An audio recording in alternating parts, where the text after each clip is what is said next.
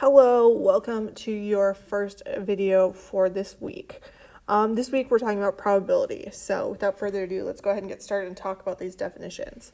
So the first one, we have P of E. That means the probability of E. It's a probability that an event will occur. In our case, we're using the letter E to represent an event. You could use the letter A, the letter B, whatever. Usually it's an uppercase letter. Or you could write the event instead. So you could do the probability of getting tails when you flip a coin. P of not E is the probability an event will not occur. And then you have a couple facts. The first one, the probability of E plus the probability of not E equal 1. So you should be able to add those two together and get 1. And then you can kind of rearrange that equation. So if you need to find the probability of E and you know the probability of not E, you can do 1 minus the probability of not E.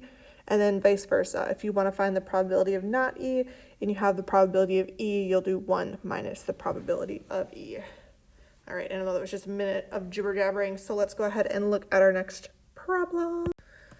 All right, for example 1, if you are dealt one card from a standard 52 deck, what is the probability that's not a queen?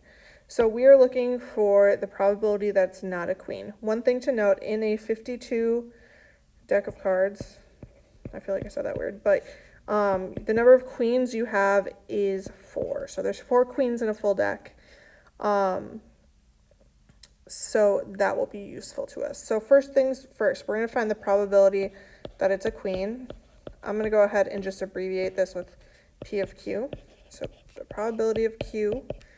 To do that, we're going to take our total number of cards and put them on the bottom, 52. And then on the top, we're going to have how many queens we have. So we have 4 out of 52. Now, if you want, you can simplify that fraction now or do it later. We're going to do it later. So the next thing we are going to do is, I want to find the probability that we have not a queen. So I'm going to do of not Q. In order to do that, I want to do 1 minus the probability of Q. When I do that, I'm doing 1 minus this probability we already found, 4 over 52. Which is the same as doing 52 divided by 52. That's the same thing as 1 minus 4 over 52. And again, to get that 1, you're just going to do whatever's on the bottom also on the top, because I know anything divided by self gives me 1. So I know that 52 minus 4 is 48.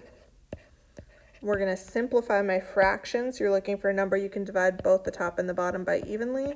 I happen to know 4 goes in there. If not, you can do that on your calculator. Just type in your fraction and then do math fraction. I know that 48 divided by 4 is 12, 52 divided by 4 is 13, so my final probability is 12/13, or 12 out of 13. All right, example 1b, if you're dealt one card from a standard 52 deck, what is the probability you're not dealt a diamond? So it will be helpful to know that the number of diamonds in a deck is 13. On your homework, we'll either give you that number or there'll be a picture of a deck of cards in your homework problem so you can figure it out yourself too. So I know the number of diamonds is 13, so I need to find the probability that I draw a diamond. Again, I'm going to use D to represent diamond. Remember, we want to do our number of diamonds, which is 13, divided by our total, which is 52. So if you're trying to figure out where I got these numbers, this is the number of diamonds divided by the number, or the total number. And that'll be the same for each of these fractions. You'll have the number of whatever you want divided by the total number of things. So if I want to find the probability that we don't have a diamond, so not D, we're going to do 1 minus the probability of getting a diamond. So we're doing 1 minus 13 over 52, which I found up here. When I do that, we're really doing 52 divided by 52 minus 13 over 52. And then we'll subtract the top. 52 minus 13 gives me 39 over 52. To simplify, I can divide those both by 13.